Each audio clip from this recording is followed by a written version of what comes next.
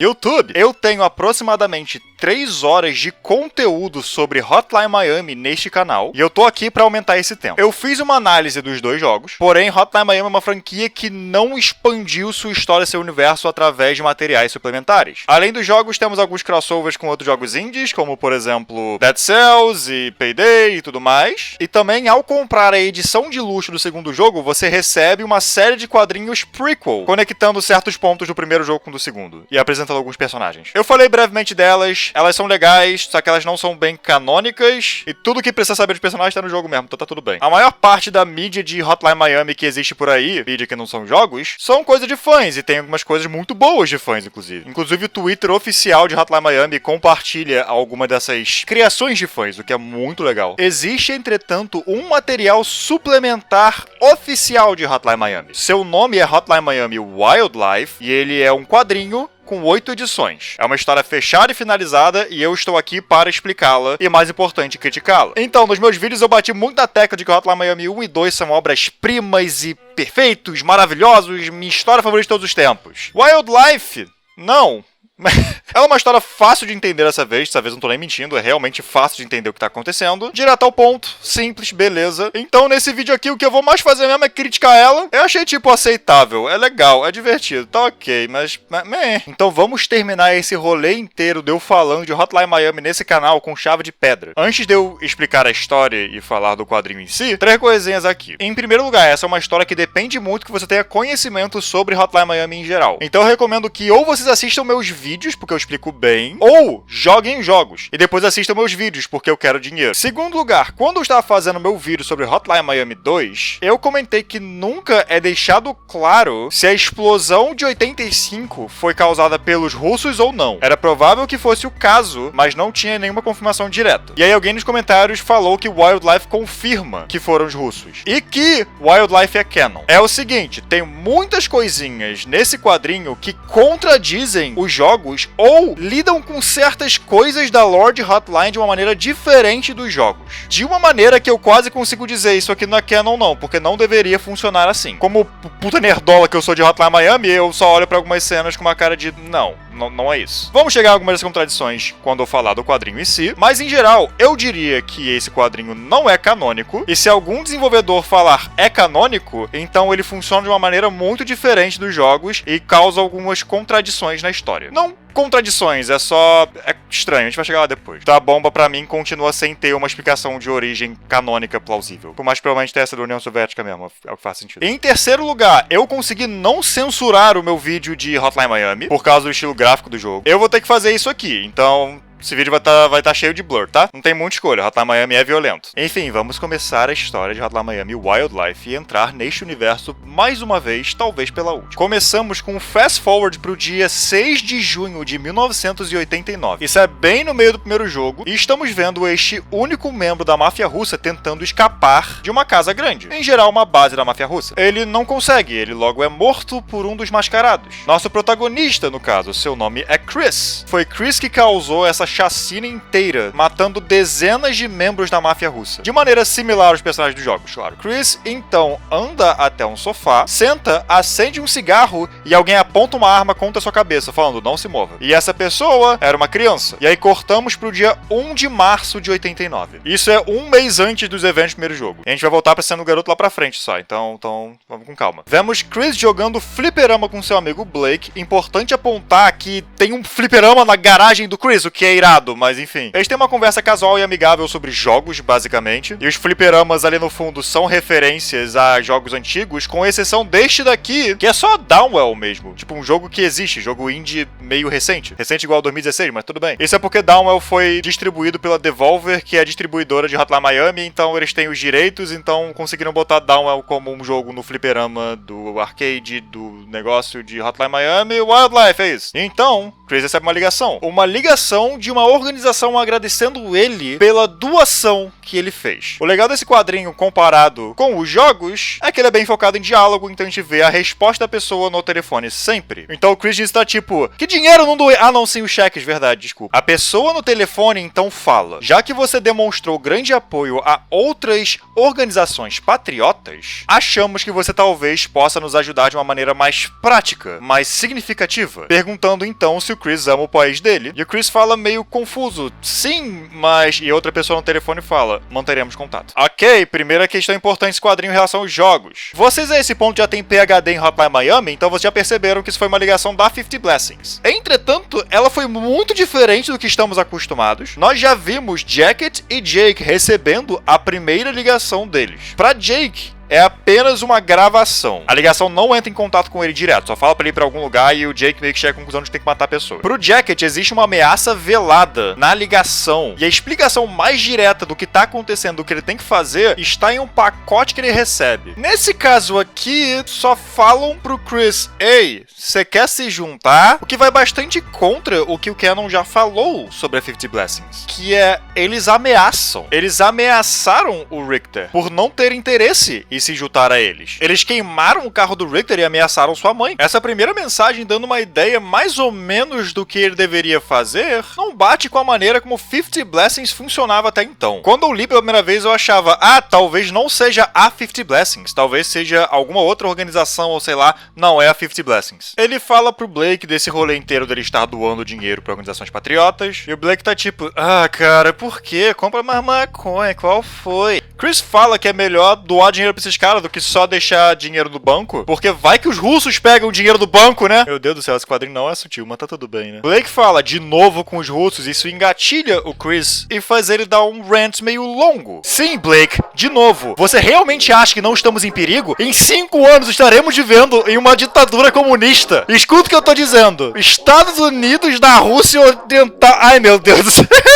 Essa cena é incrível, gente, assim existe de verdade, tá ligado? Aí a parte importante é, o Blake fala, isso não é um pouquinho dramático? E o Chris responde, fala isso pra minha família. E os dois ficam num silêncio desconfortável. Os dois jogam mais um pouco e cortamos pro dia 5 de março. Chris está na cama com uma moça cheirando cocaína, eu não posso mostrar essa parte. E aí alguém bate na porta, os dois se desesperam, por motivos óbvios, mas era só o carteiro entregando pra Chris um pacote que ele não pediu, na verdade. Aí o carteiro fala, não se preocupe, já foi pago, tá tudo bem. Aí o Chris só tá tipo, tá bom, ele leva o pacote pra dentro da casa, abre e, surpresa, uma máscara de coelho e 2 metralhadoras. Eu vou dizer que este serviço de correio trabalha pra 50 Blessings, porque se esse não for o caso, como caralho você colocou esta arma aí dentro? Ninguém viu na inspeção, não? Tá meio pesado isso daqui. Nossa! Detector de metal existe nas 80, hein, gente? É importante dar uma olhada no que tem na porra do pacote. Enfim, vou dizer que foi 50 Blessings, tá tudo bem. A moça, que é aparentemente a namorada do Chris, pergunta quem é, quer saber o que tem no pacote e tudo mais. E o Chris é um bocado agressivo com ela. Eu estou pouco me fudendo se você está curiosa. Você deveria aprender a manter suas patas longe das minhas coisas, tá bom? E a mulher fica tipo, não, sim, ele é um babaca, vou embora. Meio que termina com ele e vai embora. Cortamos pro dia 8 de março. Chris tá comendo pizza de boas em casa e aí o telefone toca. O Chris atende falando, aqui é o Chris. Olá, Chris, aqui é Mike, o encanador. Eu preciso que você conserte um cano. Você falou que você queria trabalho, né? Os donos perguntaram se você pode fazer isso amanhã à noite. Eles vão embora o dia inteiro, então qualquer hora depois das 9, pode ser. O Chris fica tentando cortar ele de tipo, que porra você tá falando? Que é isso? Que você tá falando? Escuta aqui. E a pessoa no telefone responde, não, escuta você. Traga as ferramentas e uniforme que eu te dei e vá para... Aqui está o endereço e tal. Amanhã à noite. Segure suas perguntas. Você vai receber suas respostas lá. Novamente é a 50 Blessings e novamente nós vemos a 50 Blessings funcionando de uma maneira bem diferente de como funcionam os jogos. Começou com os códigos normais e aí logo depois é tipo, não.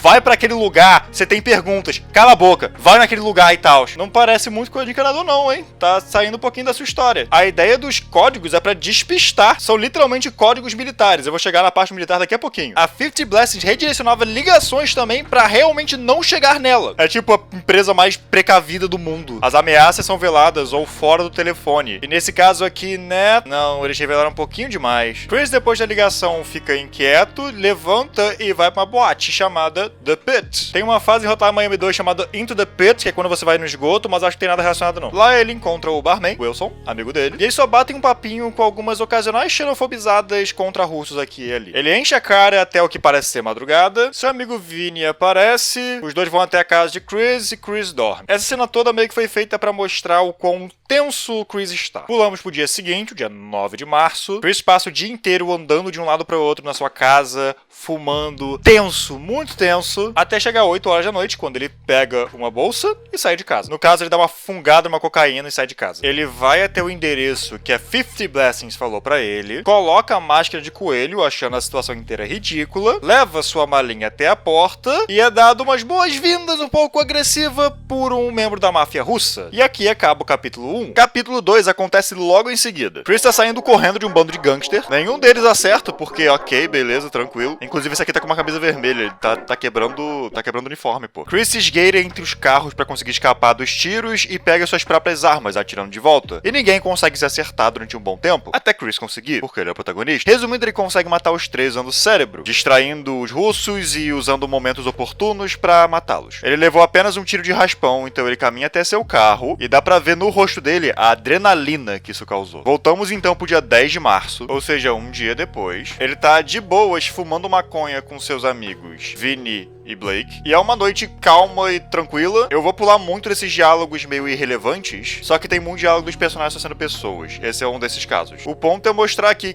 Chris está bem, ele tá tranquilo. Vinny até depois vai falar com ele, perguntando como é que ele tá, porque alguns dias antes ele tava meio tenso, e ele parecia estar tendo problema com pessoas, alguém no telefone, alguma coisa do tipo. E o Chris fala, não, foi resolvido, tá tudo bem, eles não eram tão ruins assim não. E aí ele diz, faz um tempo que eu não me sinto tão bem assim. E aí, temos um flashback. Voltamos pra Massachusetts, em 1986. O dia 3 de abril especificamente. Ei, olha só. Chris tá jogando basquete na faculdade, jogando conversa fora, provocando seus colegas. Até que alguém sai pra quadra onde eles estão e fala, merda, Chris, tu é de São Francisco, né? Sou, mas todo mundo entra agora. É terrível, os russos... E aí Chris vê, em uma notícia na televisão, a cidade de São Francisco explodindo, como acontece em Hotline Miami 2. Vemos o Beard morrendo por causa dessa explosão. Chris era naturalmente de São Francisco, que volta pro início dessa HQ, quando Blake diz que ele está exagerando e ele responde, fala isso pra minha família. A família inteira de Chris morreu na explosão. Temos esses painéis aqui se aproximando do rosto de Chris chocado, e na página seguinte temos Chris, agora usando a máscara de coelho, com seu rosto se afastando cada vez mais enquanto ele mata um russo. Ele só mata todo mundo nesse estabelecimento da máfia russa e vai embora. Fim do capítulo 2. Falando desses dois capítulos, eu reclamei que a 50 Blessings não funciona 100% igual os jogos. Eu ri do fato de que parece um pouco um filme de ação meio genérico, onde o protagonista é imune a balas. Mas no fim das contas, eu tenho que dizer, isso foi bom, pô. Ótima apresentação, ótimo início. Essa HQ faz uma coisa muito melhor que os jogos, que é dar motivação pro personagem. Na verdade, trabalhar os personagens. O personagem mais bem feito e mais bem escrito dos jogos, eu já argumentei antes, que é o Richter. E grande parte disso é que o Richter é só um cara normal. A gente foca bem mais nele sendo um cara normal do que nele saindo por aí matando pessoas. A gente só vê que ele tá numa situação bosta, então a gente foca nisso. Aqui nós entendemos a motivação do Chris, entendemos o ódio dele pelos russos, vemos ele incerto se ele realmente vai se juntar à questão da 50 Blessings, e vemos em um painel só, mas um painel muito efetivo, a adrenalina que causar violência traz pra ele. Ele tá preso nisso agora. Não só porque você não pode sair do rolê da 50 Blessings, ele só não sabe disso ainda, mas também porque a sensação de causar violência é como uma droga. Ele quer cada vez mais, ele quer essa sensação de novo. E foi uma ótima jogada fazer com que ele use drogas o tempo todo nessas duas edições. Era uma pessoa que aparentemente se vicia com facilidade. Ele já está viciado. Eu pulei muitas conversas normais e aleatórias que ele tem com os amigos, mas elas servem pra mostrar. Ele é só um cara. É bem feito, eu gosto desse início. Esse início é muito bom. Agora, uma outra coisa que eu vou dar uma leve reclamada aqui, pra eu parar de reclamar do fato de que isso não é igual ao jogo, é que pela backstory temos uma ideia em geral de que o Chris não é militar. A 50 Blessing geralmente chama militares. Geralmente é a frase mais importante aqui, portanto não tem nada de muito errado pelo Chris estar ali. Só que o primeiro combate do Chris foi pura sorte. Ele saiu correndo feito um maníaco e acertou alguns tiros de sorte e conseguiu ser esperto o suficiente pra matar o último cara. Os próximos combates a partir daqui, não, ele é um deus. Ele funciona que nem qualquer personagem Hotline Miami. Mas Chris parecia ter sido só um civil antes. Então como exatamente ele consegue fazer essas porra? Isso é um probleminha nos jogos também, em particular com Evan. Ele não parece ter experiência militar, porém ele consegue entrar no lugar e incapacitar um exército inteiro da máfia russa. Mas acho que é porque os combates no quadrinho são tão cinematográficos que eu só fico olhando com uma cara de como é que você consegue fazer isso, Chris? E fica ainda pior porque eu acho que os próximos personagens que aparecem, com exceção de um, também não são veteranos militares. Essa galera só sabe chacinar russo, o poder do sim, eu acho. Não é grande coisa, eu seria muito hipócrita se eu desse muita atenção pra isso, não desse atenção nenhuma pras coisas irreais dos jogos, tipo o coronel totalmente bêbado matando um puma e arrancando o crânio dele.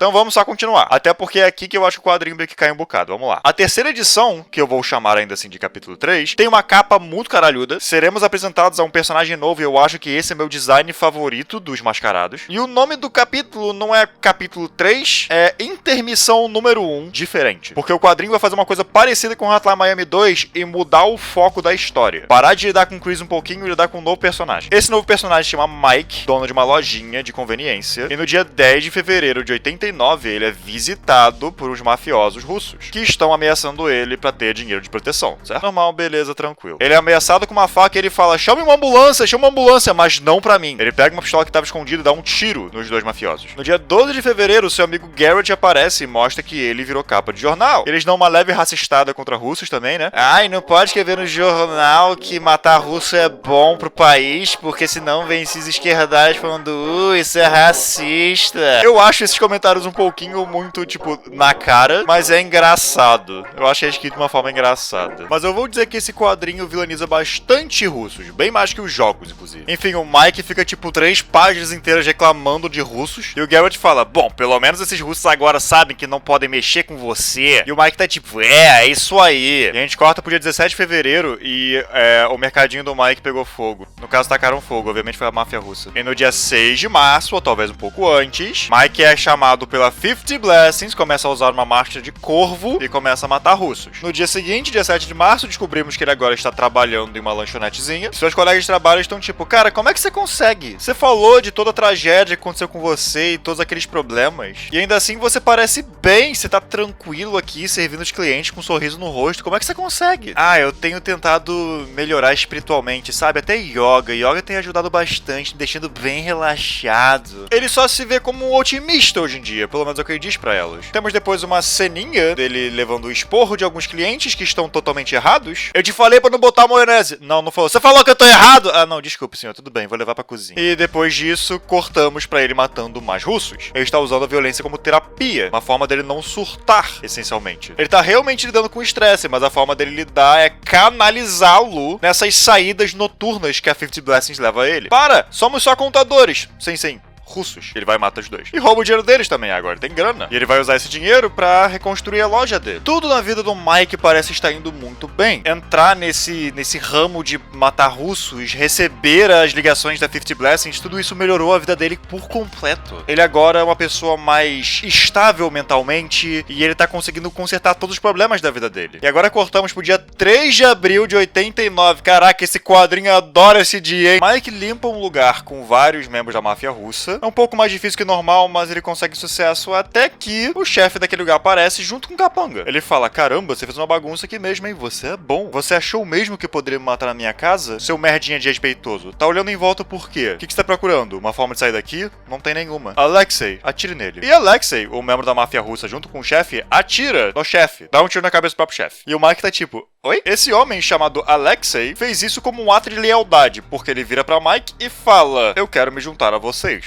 Alexei sempre teve o desejo de ir pros Estados Unidos. E quando eventualmente chamaram ele pra um trabalho, ele aceitou e veio pra Miami. Porém, ele não sabia que esse trabalho era aquilo. Máfia. Ele não era assim quando ele saiu da Rússia, porém ele meio que se acostumou. Só que ele queria abandonar essa vida, ele realmente queria, mas ele sabia que nunca iam permitir. Aí ele pensou em ir embora, ir pra bem longe. Porém, eles precisam pagar pelo que fizeram com Alexei. Eu admiro que vocês defendem o seu país dessa merda inteira de gangster. Eu quero limpar com vocês, eu quero ajudar. E o Mike tá tipo... O Mike explica, ok, tem 2 problemas. Em primeiro lugar, você não escolhe fazer isso. Tipo, eles te ligam e você meio que vai. Outra coisa, o Mike fala, eles só me notaram porque eu tava no jornal uma vez. Ok, tá bom, beleza. A 50 Blessings só decidiu que esse cara que apareceu no jornal, na verdade, é tipo totalmente apto pra matar russos. Tá bom. Mas é porque ele deve ter algum sentimento patriótico ou anti-russos. É verdade, não é como se estivesse acontecendo, tipo, protestos pra isso. Não é como se xenofobia tivesse virado um bagulho comum no universo de Hotline Hotline Miami, depois do evento em São Francisco, nada do tipo, não, é só parte da lore mesmo. Enfim, ele fala, em segundo lugar, você é russo, caralho. Eles nunca iam deixar você entrar, eles te dão um tiro assim que você tentasse qualquer coisa. Você é um cara legal, mas você entendeu? Não dá pra entrar nessa situação inteira. Aí o Alexei fala, na verdade eu acho que tem uma forma. E ele dá um tiro na cabeça do Mike e Mike morre. Ele pega a máscara do Mike, pega a carteira de motorista dele e fala, nova casa, novo carro, novo nome americano e, mais importante, novo trabalho. Legal, eu só espero que ele não tenha uma esposa. Seria terrível matar a esposa. E nisso acabamos o capítulo 3. Ok, beleza, ok. Então, beleza, ok. Tá bom, beleza, vamos lá. Ok, vamos lá. Em primeiro lugar, o Alexei meio que foi importado da Rússia pra virar gangster. Os Estados Unidos tinha muito esse problema, tanto nos anos 80 quanto pelas próximas algumas décadas, de imigrantes chegarem no país e, por não ter nenhum emprego ali, virarem pra uma vida de crime. Entrarem em crime organizado e tudo mais. Mas o motivo pelo qual isso acontece é pelo que eu falei, é uma falta de oportunidade. O Alexei queria ir pros Estados Unidos e a forma que ele conseguiu fazer isso foi se juntando ao crime organizado russo em Miami. Só que ele não sabia que esse era o trabalho quando ele saiu da Rússia. O que significa que a máfia russa tá, tipo, com falta de pessoal, então eles estão importando literalmente russos da Rússia pra servirem na máfia russa nos Estados Unidos. E o Alexei falou que ele não tinha experiência com esse tipo de coisa no país dele. Esse tipo de coisa eu levo em consideração também, sei lá, matar gente. A máfia russa tá importando randoms pra ajudar ali? Segundo ponto, e esse vem por sabermos muito pouco da história do Alexei, como é que ele sabe que os mascarados são parte de uma organização? Tipo, ok, pensa um pouquinho comigo. Nos jogos tem esse cara chamado Pavel, que interroga todos os mascarados que ele conseguir. Ele interroga e mata Jake, eventualmente. Depois, ele explica pra Evan tudo o que ele sabe. E o que ele sabe não é muita coisa. É só eles não eram vigilantes, mas eu não sei o que eles eram. Eles eram muito organizados pra serem vigilantes, mas não dá pra saber o que eles eram. E também, quando o Evan pergunta o que eles queriam com a máfia russa, o cara basicamente fala, eu não sei, porra. E aí vem o Alexei aqui e tá basicamente, ah, sim, você, mascarado, daquele grupo de mascarados, que são pessoas ultranacionalistas, patriotas, tentando matar russos. Quero me juntar a vocês porque vocês matam russos e eu quero matar russos. É tudo que vocês fazem, porque você é uma organização toda perfeitinha, toda bem feita. E ele descobriu isso no dia 3 de abril. A gente vê os mascarados começando a ser mortos pouco depois, tipo a partir de maio e junho e tal. É quando a máfia russa tá tipo, ok, vamos descobrir o que é esse problema. Da maneira que tava antes, parecia que era não desorganizado, mas era um problema tão pequeno que não dava nem pra saber o que tava acontecendo ali. Mas não, o Alexei só meio que descobriu tudo mesmo. E o gênio do Mike também foi lá e falou pra ele. Esse é o terceiro ponto. Mike comprovou que ele tem um total de 4 neurônios funcionais simultaneamente. Você quer fazer parte da nossa organização super secreta e tudo mais? Deixa eu explicar como é que ela funciona por completo pra você, seu completo estranho. Seu completo estranho que eu deveria estar matando agora, afinal, né? Porque é o que eu faço. Além disso, você não vai poder entrar. Por mais que você tenha uma arma apontada na minha cara, já que você é russo, sabe? Então eu vou rir da sua cara disso, porque eu não consigo me segurar. Dica pra vida pra vocês, meus queridos. Se alguém estiver com uma arma apontada na sua cara, não ria da cara da pessoa. Geralmente não dá muito certo, não. Se o Mike fosse um tiquinho mais inteligente, ele poderia só ter enganado ele. Tipo, não, sim, tudo bem, vou apresentar eles aqui, me ajuda a levantar. Já que você já fez esse pactozinho de paz entre nós dois, tá tudo bem, vamos lá pro meu carro. E aí, enquanto eles estiverem indo pro carro, o Mike só dá um tiro nele e ele morre. Não é tão difícil pensar em fazer isso, meu querido. Quarto ponto. Que o Alexei acha que ele vai fazer, cara? Tá, ele roubou a vida do Mike, basicamente. Roubou a carteira de motorista, então ele tem acesso aos documentos do Mike. Não sei se ele percebeu, mas ele não tem o rosto do Mike. Então, enfim, não sei. Eu vou dizer que eu não sei, mas na minha cabeça, pessoalmente, o seu endereço não está mostrando na sua carteira de motorista, né? Como é que ele vai saber o endereço do Mike? Talvez lista telefônica, mas ele também não sabe o número do telefone. Enfim, digamos que ele consegue saber onde fica a casa do Mike, vai até lá, porque ele tem que ir pra lá, porque ele tem que atender o telefone, já que esse é parte do ponto. A preocupação dele é se ele tem uma esposa. Se ele tiver, é triste, ele não queria ter que matar a esposa, mas seria necessário. Tá bom, meu querido gangster, você deve saber que esse não é bem o maior problema. O cara tá morto, como é que você acha que você vai assumir a vida dele, cara? Você pode dormir na casa dele, mas ele deve ter amigos. A gente sabe que ele tem, você deveria saber que ele tem. Se tivesse uma esposa, se você matasse ela, as pessoas iam sentir falta da esposa. Então essas pessoas têm vida. Você é um gangster, meu querido, você não pode só fazer isso. Vamos lá, o Mike tinha amigos, o Mike tinha emprego, o Mike provavelmente pagava o aluguel. Mesmo que não pagasse, tem outras contas que ele teria que pagar. Seguro do carro, seguro de vida. vida, os vizinhos iam ver que quem tá saindo da casa do Mike não era o Mike. Você é um gangster, meu querido. Você sabe que sumir com pessoas não é tão fácil assim. Especialmente quando você quer, sei lá, dormir na cama deles depois. Não dá pra fazer isso. E eu conheço vocês, então eu sei que alguém aqui nos comentários vai falar: na verdade, nos anos 70, 60, 50, 40, não sei, lá nos Estados Unidos tinha esse cara que fez exatamente essa mesma coisa e deu certo. Então, esse argumento está inválido, Daniel. Vocês entendem a pouca probabilidade disso dar certo, né? Porém, é uma história, então vai dar certo. Casos reais não ajudam em nada na credibilidade disso daqui. Foi um plot device muito mal escrito e muito mal feito. Meu Deus do céu. Enfim, essa reviravolta fez eu perder, sei lá, 80 pontos de QI. Vamos pro capítulo 4 logo, antes que eu pule de um prédio. Capítulo 4, na verdade se chama capítulo 3, porque essa coisa anterior foi só uma intermissãozinha, mas vou chamar de capítulo 4 ainda assim, foda-se. Começa no dia 10 de janeiro de 89, com Chris jogando Downwell, na máquina de fliperama que fica do lado de Monkey Pong. E ele tá conversando com a namorada dele, que no caso é diferente da outra que tinha aparecido antes. Ou no caso, ela tá conversando com ele, não tá ouvindo nada. Isso dá pra uma discussão, onde ela fala que ele é bem distante, e parece que não escuta ela direito. E é claramente porque ele tá com trauma. Trauma de São Francisco e trauma dos russos. A situação das bombas e a morte de tudo que ele conhecia fez com que ele criasse esse ódio contra russos, mas junto disso, uma depressão, de certa forma. Ele fala que tem dias que ele mal consegue sair da cama, sair pra ir, fazer amigos, começar a namorar, tudo isso é ele tentando melhorar, mas ele não consegue deixar isso pra trás. A namorada fala: nem tudo é sobre os russos, Chris. E o Chris responde com um textão: tudo é sobre os russos mesmo, porque eles fizeram ser sobre eles. Quando eles explodiram São Francisco, tiraram tudo do Chris. Vida, família, amigos, nada da infância dele existe mais, é culpa dos russos. Então sim, tudo é sobre os russos. E aí pulamos pro dia 2 de maio de 89. Chris está com sua roupa de coelho e ele encontra um homem usando uma máscara de corvo, que no caso é o Alexei, não é o Mike. Chris fala: agora eu entendi o que eles quiseram dizer com você não vai estar sozinho. 50 Blessing chamou os dois para a mesma missão. E ninguém em um mês questionou o fato do Alexei ter tomado a vida do Mike, mas foda-se, eu acho. Enfim, no próprio quadrinho falam que é estranho terem chamado os dois pra mesma missão, mas considerando qual é a missão faz sentido, porque tem muita gente. Esse deve ser o capítulo que eu menos vou mostrar a cena de ação, que acontece daqui a pouquinho. E o motivo é o seguinte: o Chris fala: enfim, pronto pra festa? E o Alexei responde: péssima piada, mas parece apropriado. Então vemos que os russos alugaram um parque de diversões pra fazer uma festa infantil. Os dois se posicionam e começam a atirar em todo mundo, incluindo nas crianças. Na verdade, como vamos descobrir daqui a pouco, só o Alexei atira nas crianças, só que os dois estão usando metralhadoras, então eu acho difícil Chris não ter acertado ninguém. Mas por motivo de plot, vamos falar que ele magicamente errou as crianças, assim como todo mundo sempre magicamente erra ele. Obviamente eu não vou mostrar essa cena, né? Chris fala: a gente falou sem crianças, seu maluco! E o Alexei fala: ah, eu não tava mirando nele não, mas é que ele tava muito perto do pai. É uma pena. E o Chris tá tipo: como assim uma pena, filha da puta? Seu psicopata, você matou uma criança. Em primeiro lugar, só uma criança levou tiro, aparentemente eles têm mira perfeita. Em segundo lugar, se você não quiser matar crianças, você não sobe no topo de um prédio e atira embaixo com metralhadoras. Essa é a coisa mais imbecil que eu já ouvi na minha vida. Em terceiro lugar,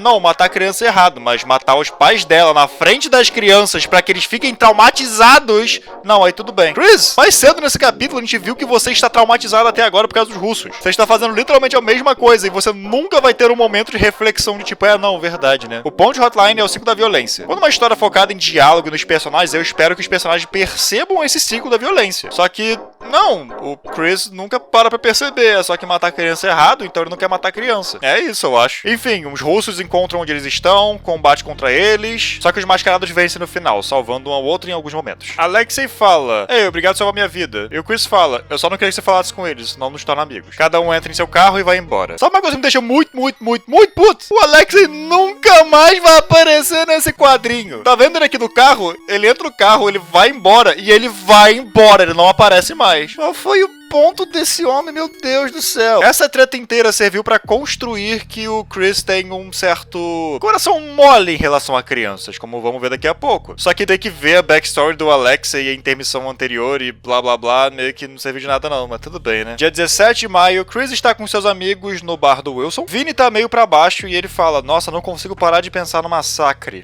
Aconteceu algum massacre numa faculdade lá em Miami e 30 alunos foram mortos. Meu Deus do céu, isso é muita gente, na verdade. verdade. Eu acho que em questão de pessoas mortas, teria sido o maior massacre em colégio nos Estados Unidos naquela época. Tá todo mundo meio chocado com isso e o Blake fala, talvez tenha sido aqueles mascarados que têm aparecido às vezes. E aí o Chris fala, não parece ter sido eles, é diferente como eles funcionam. Eles vão pra algum lugar e matam todo mundo lá, parece bem igual ao que eles fazem. O Chris fala, são só russos, não faz sentido eles irem pra uma faculdade americana e matarem pessoas lá. E o Wilson, o barman, fala, eu concordo com o Chris nisso. Blake então fala uma coisa que mexe um bocado com o Chris. Talvez eles só tenham ficado sem russos, então agora estão indo atrás de americanos? Pensa sobre isso. Esses são assassinos malucos. O que você espera que eles façam depois que acabem com os russos? Só venham pra cá e bebam um pouquinho com a gente? Não, cara, essa galera tá sempre buscando um inimigo novo. E todo mundo fica em silêncio, um pouquinho reflexivo. Eu não acho que era necessário trazer uma porra de um massacre em colégio pra essa história, mas essa cena é legal, porque traz um ponto importante de Hotline. Isso pode ter começado como um ódio que Chris tinha contra russos. Por isso que ele se juntou a 50 Blessings e por isso que ele começou a matar os russos.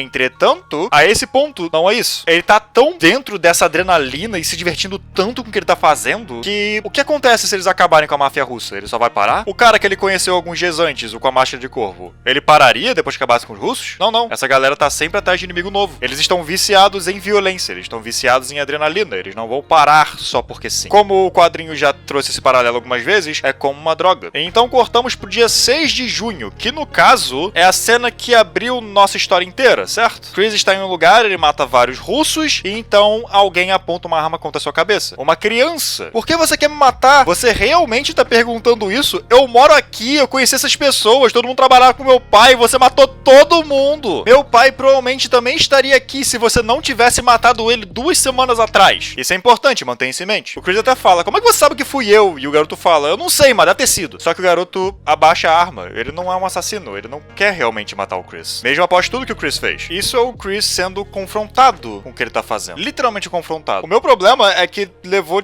mais de um mês pra ele ter essa reflexão, sendo que tava um pouquinho óbvio já quando ele matou a galera lá na festa, mas ainda assim ele não tem bem uma epifania nem nada do tipo. É mais um, isso aconteceu. O nome dessa criança é Peter, e por algum motivo ele começa a falar como se fosse um adulto, e ele faz um longo exposition dump. Essa conversa é muito longa pra explicar a porra toda. Vamos lá. Peter tá sendo treinado pra ser um soldado da máfia russa daqui a alguns anos, assim como o pai dele era, e quem tá forçando ele a eventualmente virar isso é seu tio. O tio dele se chama Leonid Dobrov, e é o chefão da máfia russa. De acordo com os jogos, não é, mas foda-se, eu acho. E o tio deixou o pai morrer. E Peter também fala que o tio é tão ruim quanto os mascarados. O Chris fala, pra uma criança de 11 anos de idade, por que você só não foi embora? Foi pra polícia ou sei lá? E a criança de 11 anos de idade dá uma resposta, muito compreensível. O tio deles tem amigos em todos os lugares, incluindo com a polícia, então não dá pra ir pra polícia. E na verdade o tio não deixa ele ir pra lugar nenhum a esse ponto. Ele tá preso naquela casa, mas agora todo mundo morreu. Importante dizer que o Chris não matou o pai dele, e o cara que o Alexei matou no capítulo anterior não era o tal do Leonid. E Peter fala, me ajuda a fugir então, por favor? E aí acabamos o capítulo 4. Esse diálogo inteiro com o Peter e com o Chris é uma coisa que alguns escritores fazem que eu acho meio estúpido, que é ter um diálogo feito só pra acabar com qualquer possível furo de enredo que possa ter numa cena. Então os dois personagens questionam um pro outro, por que você não fez isso? Por causa disso. Mas isso aqui? Por causa disso daqui. É bom não ter furos, é legal, ótimo, beleza. Mas conversas assim são tão mecânicas, porque elas existem por um motivo muito específico. E nem o outro tem naturalidade. E o pior disso é uma criança tendo essa conversa. O moleque parece muito mais maduro do que deveria ser. Adquirir maturidade não tem problema, beleza, mas só é estranho mesmo. Pra que botar uma criança na história? Essa criança não vai ser uma criança? Enfim, vamos lá pro capítulo 5, né?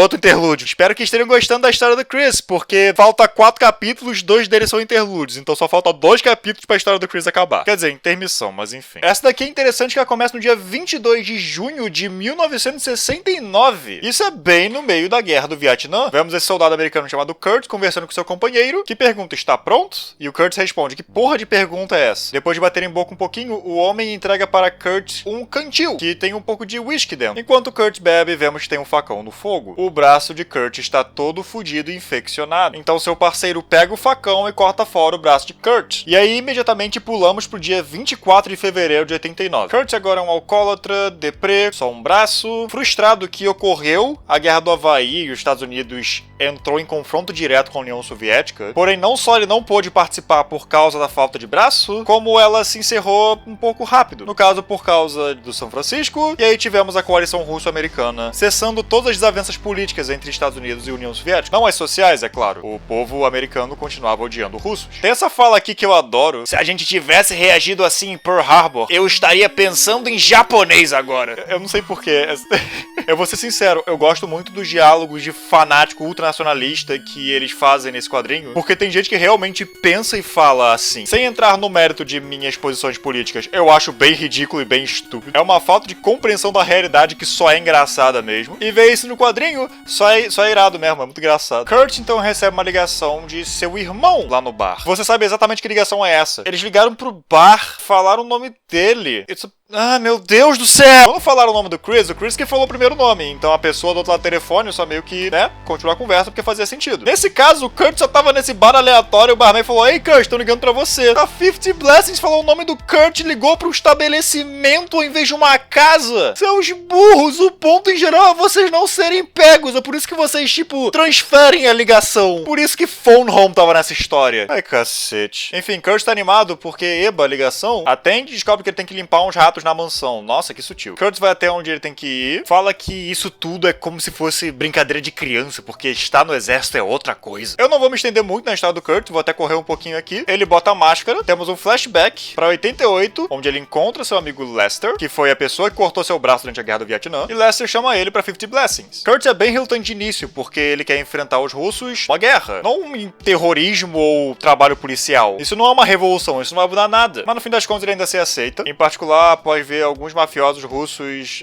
chegando no lugar e fazendo bagunça e blá blá. É quase que a mesma coisa que todo mundo a esse ponto, né? Tá ficando repetitivo. Entretanto, ele pelo menos tem uma reflexão interessante. E foi assim que eu me juntei a 50 Blessings. Eu falei pra mim mesmo que eu estava fazendo isso pra proteger meus amigos. Quase como um serviço comunitário. Alguém tem que fazer, né? Mas, mentira. Gangues estavam aqui antes dos russos chegarem. Gente sendo morta por gangsters é normal e vai continuar aqui após os russos forem embora. A verdade é que eu queria matar esses escrotos. Não pelos Estados Unidos, não por justiça, nem pelos meus amigos, mas sim por diversão, por mim mesmo. Eu gosto que o Kurt é o aberto nessa situação inteira. Ele sabe por que ele tá aqui e ele continua aqui porque ele gosta daqui. E a arte dessa edição trata ele como uma fera mesmo, um monstro, porque ele é o único que realmente 100% aceitou que ele gosta disso, que ele precisa disso, que não tem nenhum motivo realmente complexo de por que ele tá fazendo isso. Tanto que é por isso que eu pulei um pouquinho da história dele. Como ele mesmo diz, não importa, ele tá se divertindo. Ele é um homem depressivo e meio que no fim da vida dele, então é tudo que restou pra ele. E é tudo que ele gosta de fazer. E ele vai continuar fazendo isso. Ele literalmente fala isso no final do quadrinho, na verdade. Eu sou um homem de meia-idade alcoólatra, com só um braço e sem chance de ter uma família ou emprego. Eu realmente preciso de motivos pra fazer isso? Nada mal, bem legal. Infelizmente ele vai ser muito mal utilizado. Capítulo 6! No dia 10 de outubro de 86, Chris é chutado de sua faculdade. Ele, como a gente já sabe, não tá lidando bem com a questão de São Francisco, e com isso já levou diversas advertências por causa de seu comportamento não muito agradável. Antes foi brigas ou bebidas, mas agora encontraram cocaína em seu quarto. Imagino que tenha sido aí que ele começou a usar drogas regularmente. E ele fala isso daqui: você pode negar o quanto você quiser, mas isso ainda vai acontecer. Eu não vejo motivo de conseguir um diploma agora. Você realmente acha que seus alunos vão ter um futuro brilhante? Porque da forma que eu tô vendo, eles provavelmente só vão continuar trabalhando até algum dia enquanto eles estão sentados esperando o resultado de suas provas.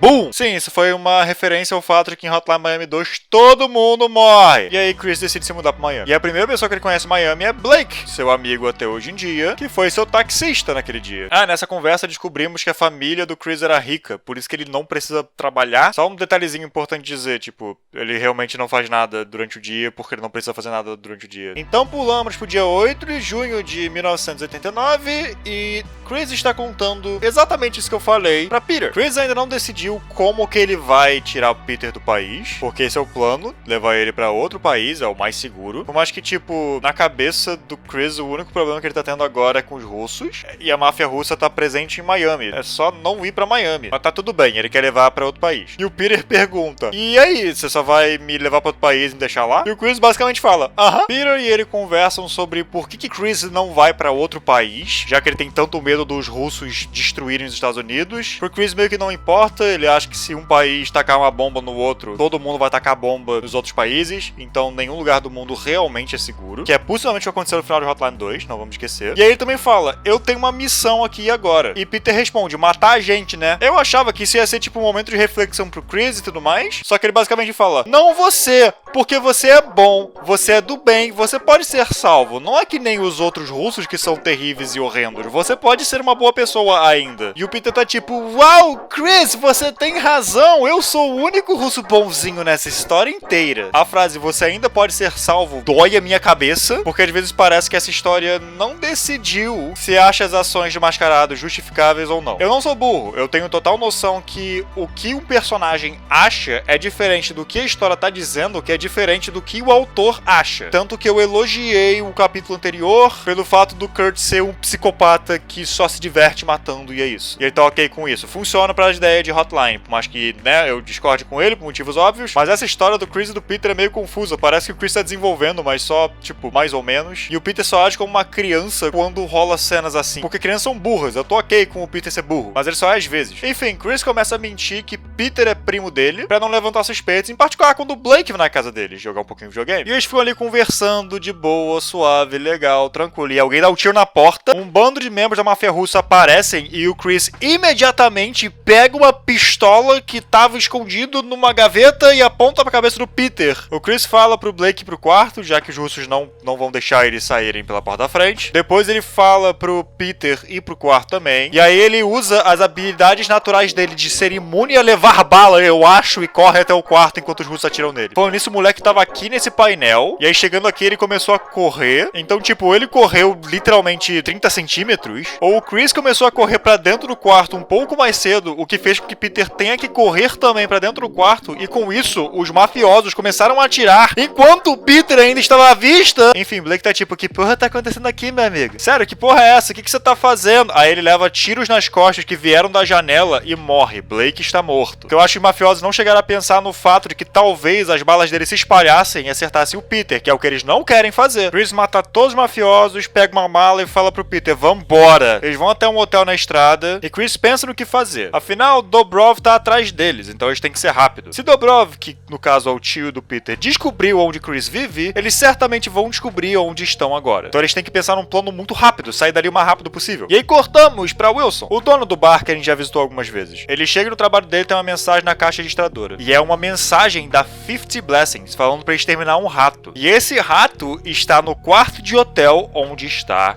Chris e Peter. A 50 Blessings quer matar Chris por estar ajudando um russo. E Wilson, esse tempo todo, era um dos mascarados. E com isso acabamos esse capítulo. Por que diabos a 50 Blessings usou o nome dele? Eu não aguento mais isso. Como que vocês não foram descobertos em tipo 35 segundos, meus queridos? Capítulo 7, a terceira e última intermissão, dessa vez, de Wilson. No dia 4 de fevereiro de 89, Wilson e sua família são chamados na delegacia de polícia porque o seu filho, bem jovenzinho, deve ter uns 12 anos, foi testemunha de um assassinato que aconteceu na loja de sorvete. Os culpados provavelmente são a máfia russa, que surpresa, e seu filho vai ter que depor no tribunal, afinal, como eu falei, ele é a única testemunha. E então cortamos pro dia 27 de julho de 1971, durante um movimento hippie nos Estados Unidos. Wilson era um hippie e um veterano da guerra do Vietnã treta com eles um pouco. Ah, vocês jovens querem paz, então eu perdi minhas pernas lá por nenhum motivo, é isso, hein? Vocês são antipatriotas. E o Wilson faz um discurso inteiro de nós estamos protestando para cessar a máquina de guerra, porque vocês morrem e são feridos só para deixar pessoas ricas ainda mais ricas. Estamos tentando deixar tudo melhor para todo mundo, incluindo você. E o cara caga, ele basicamente manda um sutil vai tomar no seu cu. Voltamos pra noite do dia onde o filho do Wilson viu aquela situação inteira. Wilson tá cuidando do seu bar e alguém fala, pô, a gente tem que escutar mesmo essa porra desse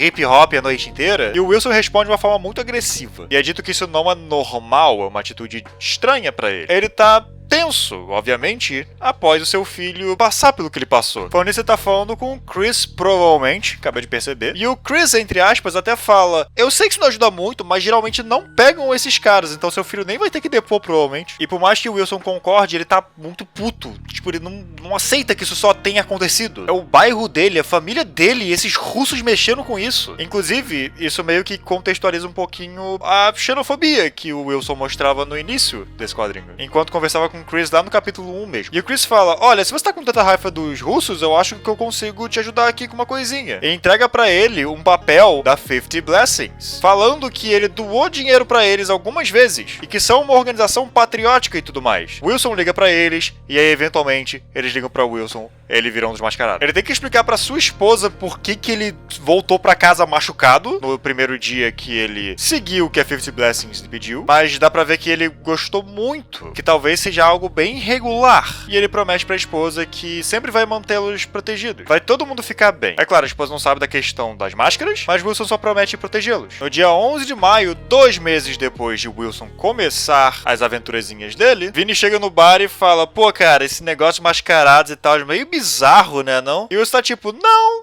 me preocuparia com eles não, acho ele suave. A conversa eventualmente leva pro passado do Wilson, onde ele explica pra Vinny que ele era um pacifista, só que essas visões dele mudaram com o tempo. Ele não deixou de ser anti-guerra, mas ele deixou de ser anti-violência, porque violência às vezes é necessário. Violência é como um diálogo. Você pode conversar com alguém até essa pessoa parar de fazer o que você não quer que ela faça. Porém, algumas pessoas só entendem a língua da violência. Portanto, tem que conversar com essa pessoa na língua que ela entenda. Wilson também gosta de violência, como todo mundo nessa franquia inteira, é claro. Ele sente a adrenalina de fazer o que tá todo mundo fazendo. Porém, cada personagem usa um raciocínio diferente pra isso. E o de Wilson é realmente isso que eu disse. A máfia russa é uma ameaça pra ele e pra sua família. Eles não vão parar. Portanto, ele vai matar parte da máfia russa com a ajuda da 50 Blessings, que vai lhe dar lugares pra ir, pra que assim todo mundo fique seguro. É como se ele estivesse tentando esconder pra si próprio que ele é uma pessoa boa, usando uma justificativa que faz sentido, né? E aí cortamos pro dia 13 de maio, onde vemos 2 membros da máfia russa conversando. Um deles fala, pô, quer ir pra tomar cerveja depois disso daqui? O outro fala, não,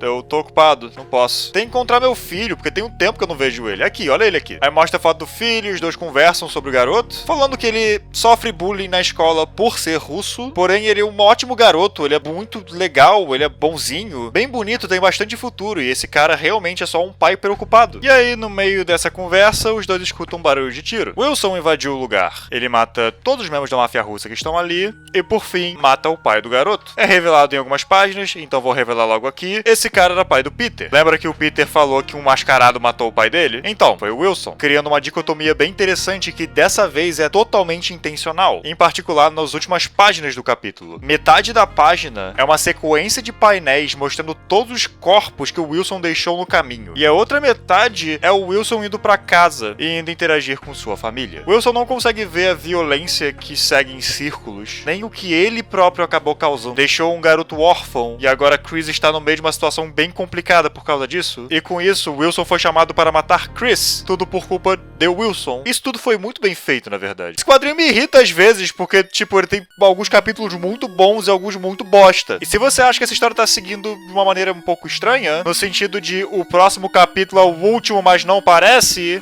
então, o final é ruim. Então vamos lá pro capítulo 8. Capítulo 8 começa com Chris monologando de uma maneira um pouquinho... Eu passei minha vida inteira tentando descobrir o que fazer. Qual era meu propósito na vida? Eu achei que eu tinha descoberto, mas eu estava errado. Aí depois ele diz, fiz merda, vou morrer. Aí ele se droga, sai do banheiro e fala pro Peter, tô pronto. E o Peter pergunta, pronto pra quê, cacete? Aí ele fala, tá bom, vamos esperar aqui um pouquinho. O capítulo começou ótimo, eu sei, vamos lá. Enquanto eles falam que eles vão esperar um pouquinho pra ver se tá seguro, pra eles poderem fugir, quem que aparece? Wilson e Kurt. Chris imediatamente percebe que eles não estão ali pra ajudar, e os dois, enquanto isso, estão conversando sobre si próprios, de tipo, nossa, ligaram pra gente matar um dos nossos? Cacete, puta que pariu, que bizarro e tal. No caso, o Wilson tá assim, o Kurt tá tipo, eu não ligo. Chris e Peter conseguem enganar os dois e fugir pelo banheiro. Eles roubam o carro do Wilson. Wilson e Kurt pegam o carro do Kurt e começa uma perseguição pela cidade de Miami. Uma perseguição que tá acontecendo de manhãzinha e vai escalonar um bocado. Então vamos lá que isso vai ser estranho. Eles destroem uma parte da cidade e causam o maior caos. Eles não atropelam ninguém, mas eles quase atropelam uma galera umas 4 ou 5 vezes durante a perseguição, o que chama muito a atenção, mas nada acontece com isso. Mas é tão nada acontece que... Então, Kurt em algum momento vai pegar algo no carro. O que ele vai pegar? O que ele tá pegando, hein? Que porra é essa? Ah, não, claro, tá, por que não? Beleza, né?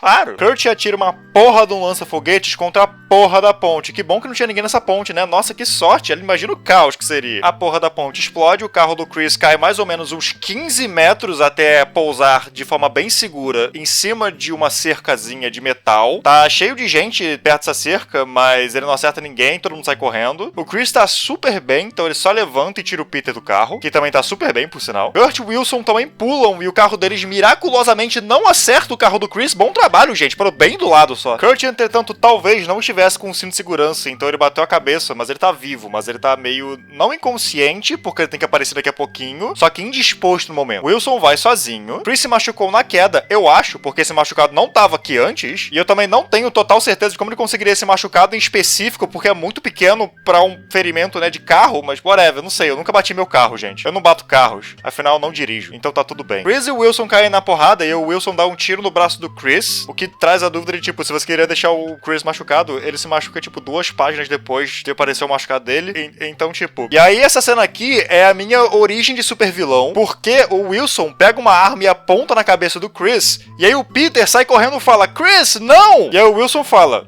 Chris? E aí o Chris fala, Wilson? Por quê, cara? Por quê? Esse filme persegue, cara. Esse filme sempre vai me perseguir. Agora, em defesa desse quadrinho, eu tenho total certeza e total noção que essa cena queria mostrar que eles se reconheceram por causa da voz. Quando o Peter sai correndo e grita o nome do Chris, o Chris fala, garoto, volta pra se esconder. E aí sim que o Wilson fala, Chris, e aí o Chris fala, Wilson. Então eles reconheceram a voz um do outro, já que eles são amigos e tal. Só que não só eles jamais mostram o rosto um pro outro pra confirmar que são eles mesmos, como o Wilson nunca é mostrado como super duper extremamente próximo do Chris, ao ponto de, tipo, reconhecerem a voz um do outro. A gente nunca viu o Wilson na casa do Chris, por exemplo, é só naquela boate. E, tipo, uma boate tá alto, é difícil você conseguir decorar a voz de alguém quando tem uma música tocando a 480 decibéis no fundo sempre que você encontrar a pessoa. Sei lá, cara, isso tudo parece uma esticada de lógica meio absurda. Mas calma que continua não normal daqui a pouco, vamos lá. Os dois começam a conversar, trocam informação, o Chris explica o que tá acontecendo, que ele tá ajudando esse garotinho russo, e o Wilson fala, merda, é por isso que eles nos chamaram então. Chris pergunta, como é que eles descobriram? E o Wilson fala, eu acho que eles estavam espionando a gente. E isso jamais vai ser trazido à tona de novo. Tipo, jamais. Não é nem tentando conectar com o jogo, porque sempre que a 50 Blessings tenta matar alguém no jogo, algum dos mascarados, quero dizer, é simplesmente por causa de algo que a 50 Blessings poderia saber. Então a ideia da 50 Blessings saber que o Chris estava cuidando do Peter, e só saber disso porque estavam espionando, meio que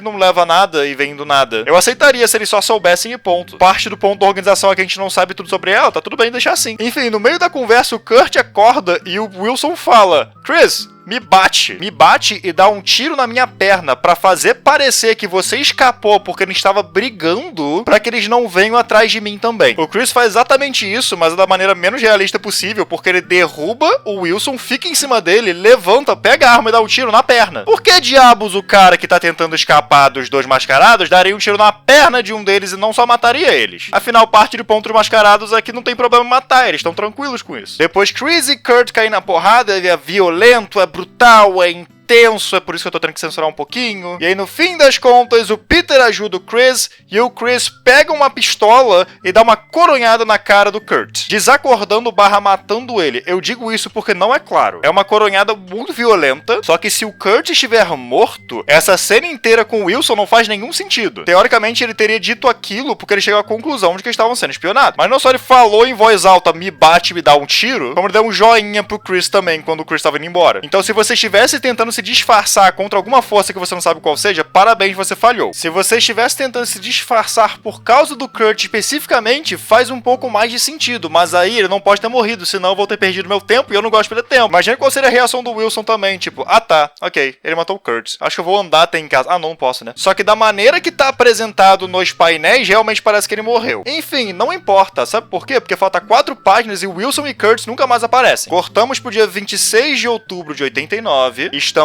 no Reino Unido. Chris, que não se esqueça, era rico, levou ele e Peter para o Reino Unido. Peter volta do que eu imagino ser a escola, os dois batem um papinho sobre como foi o dia de aula do Peter, e aí o Peter pergunta pro Chris, que aparentemente é o guardião legal dele agora, como é que foi não fazer nada o dia inteiro? E o Chris fala, até que não foi tão ruim assim. Fim. É assim que acaba Hotline Miami Wildlife. Conceitualmente o final funciona, pelo menos esse final do Chris e do Peter funciona bem, entra nos temas da história, no que a história tava fazendo, só que o resto do capítulo é uma baguncinha, né? Em primeiro lugar, olhando pro canon, esse duelo final é um pouquinho maior do que deveria ser. Tem um motivo pelo qual todas as fases de Hotline Miami se passam à noite, e também tem um motivo pelo qual você vai contra traficantes, ou a máfia russa, ou o cartel colombiano. A galera do universo de Hotline não liga muito pra esses alvos, e eles estão mortos de noite. Então, tipo, meio que foda-se. Só que nesse caso aqui, eles explodem uma ponte e entram num tiroteio ao ar livre, onde tem um bando de testemunhas que a galera só sai correndo. Então eles teriam visto a galera de máscara ali atrás, dando tiro uns nos outros. Isso se passa no final do primeiro jogo, dia 10 de junho, beleza, sei lá pra frente mesmo. Ainda assim, isso é um pouquinho grande demais. Eu teria que ver as consequências disso, porque teriam que ter algumas, né? E aí também tem o rolê de que quem tava caçando eles antes era a máfia russa, e agora, de repente, é 50 Blessings, e é isso. E aí o nosso final é contra 50 Blessings, porque meio que foram eles que acharam antes, eu acho. Falando em russos, cadê o Alexei? Não só eu sou totalmente contra a forma como começaram a história dele, eu sou contra a forma como acabaram também. Porque introduziram o personagem meio que com o bumbum, fizeram ele interagir com o Chris, que aí meio que progrediu um pouquinho a história do Chris, teve desenvolvimento pro personagem, mais ou menos, e tudo mais. E aí no confronto final, onde pegam os dois outros mascarados que conhecemos durante a história, eles só ignoram o Alexei, ele fica de canto ali. O que aconteceu com ele?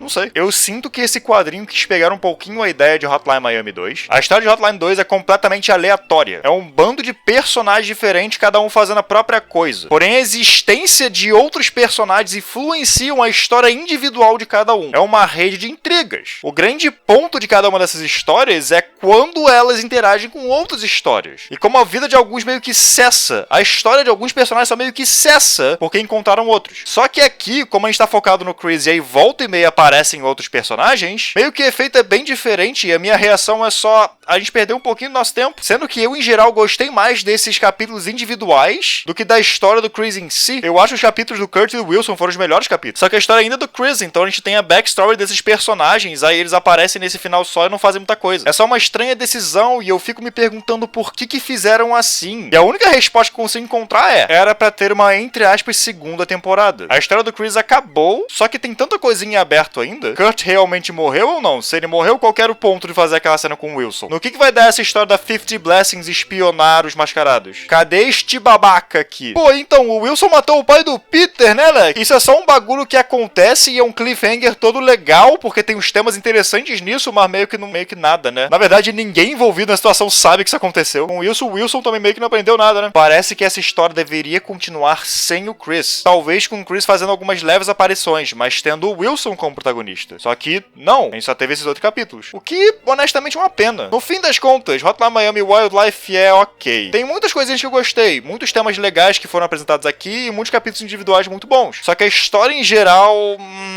E além disso, muitas decisões e ginásticas lógicas que fizeram me incomodaram bastante. Isso é Hotline Miami, não é feito pra ser totalmente realista. Só que, meu Deus do céu, apresenta de uma maneira que faça um pouquinho mais sentido. Se o Chris se fode a levar um tiro de raspão, por que ele tá tão ok por cair de 15 metros com um carro? Enfim, eu vou ser sincero e falar que eu nunca vi muita gente falando dessa HQ. Então eu não tenho ideia de qual é a opinião geral das pessoas. Se você já leu, fala aí nos comentários o que você achou dela. Eu sou um velho chato e rabugento fanboy de Hotline Miami? Talvez. Então diga aí se ela é secretamente boa esse tempo todo e eu só achei ok mesmo. Enfim, é isso. Muito obrigado por ter assistido. Muito obrigado pela paciência. E muito obrigado a quem me apoia financeiramente de qualquer maneira. Até a próxima. E eu prometo que dessa vez eu não vou botar estática nenhuma na tela. Então relaxe, não se preocupe.